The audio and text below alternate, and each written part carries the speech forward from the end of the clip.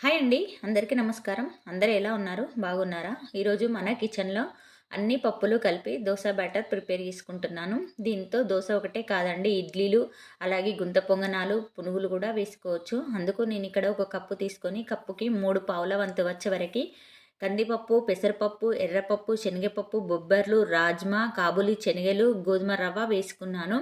ఇవన్నీ కలిపితే నాకు 7 కప్పుల వరకి వచ్చాయి. 7 కప్పులకి 7 కప్పుల వరకి రైస్ తీసుకున్నాను.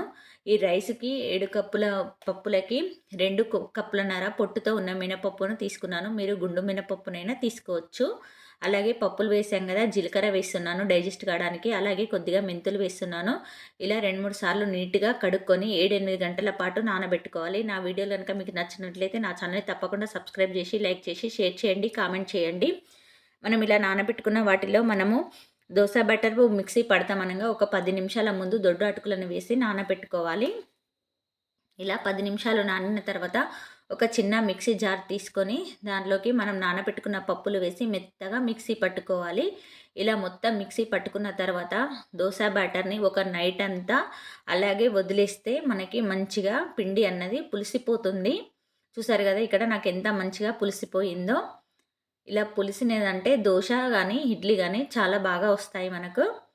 నేనిక్కడ పునుగులు, దోస అలాగే నేనిక్కడ మీకు 3 రకాలుగా చూపిస్తున్నాను గాబట్టి 3 గిన్నెలోకి తీసుకుంటున్నాను. ఎందుకంటే మనకి బ్యాటర్ పతలా ఉంటుంది, ఇడ్లీ గట్టిగా ఉంటుంది. పునుగులు వేయడానికి మనకి పిండిలో వాటర్ పట్టవు గాబట్టి 3 గిన్నెలలోకి తీసుకున్నాను.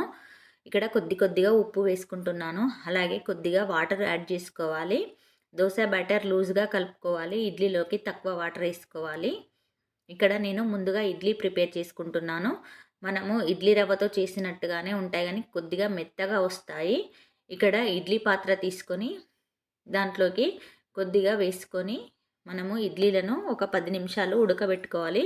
ఒక ముకుడు తీసుకొని నీళ్లు పోసుకొని ఒక 10 నిమిషాలు మనకి ఇడ్లీ 10, 15 నిమిషాలు ఉడకబెట్టుకోవాలి. అవి ఉడికేసరికి ఇక్కడ దోస వేసుకుంటున్నాను. దోస దీనిని మనము 2 రకాలుగా వేసుకోవచ్చు. ఒకటి మెత్తగా, ఒకటి క్రిస్పీగా కూడా వేసుకోవచ్చు. చూసారు కదా దోస ఎంత మంచిగా వచ్చిందో. ఇలా దోస వేసిన తర్వాత పైనుంచి కొద్దిగా ఆయిల్ కానీ, నెయ్యి కానీ వేసుకోవచ్చు. చూసారు కదా దోస ఎంత మంచిగా వచ్చిందో. నేను ఇక్కడ క్రిస్పీగా వేస్తున్నాను. మనము మెత్తగా కావాలంటే 2 కప్పులు, అలాగే క్రిస్పీగా కావాలంటే 1 గంట పిండి తీసుకొని వేస్తే సరిపోతుంది.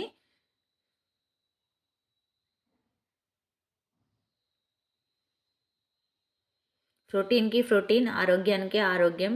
ఇలా ట్రై చేసి చూడండి. చాలా బాగా వస్తాయి దోసలు. చూసారు కదా ఎంత క్రిస్పీగా వచ్చిందో దోస. నేనిక్కడ ఇంకో దోస కూడా వేస్తున్నాను. ఇక్కడ ఆనియన్స్ వేసి చేస్తున్నాను.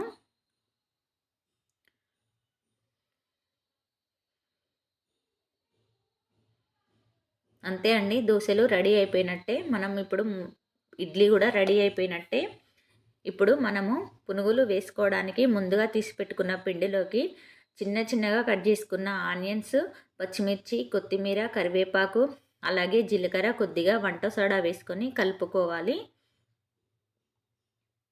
ఇలా కలుపుకున్న దాన్ని పక్కకు పెట్టుకొని స్టవ్ వెలిగించుకొని ఒక ముకుడు పెట్టుకొని దాంట్లో నూనె వేసుకున్న తర్వాత నూనె వేడయ్యాక చిన్న పునుగులుగా వేసుకుంటే చూసారు కదా ఇక్కడ చిన్నగా వేసుకోవాలి. నూనె అన్నది బాగా హీట్ అవ్వాలి. హీట్ అయితేనే మనకి పొంగనాలు అనేవి చాలా బాగా వస్తాయి. పొంగనాలు కాదండి, పునుగులు. చూసారు కదా ఇలా డీప్ ఫ్రై చేసుకుంటే సరిపోతుంది.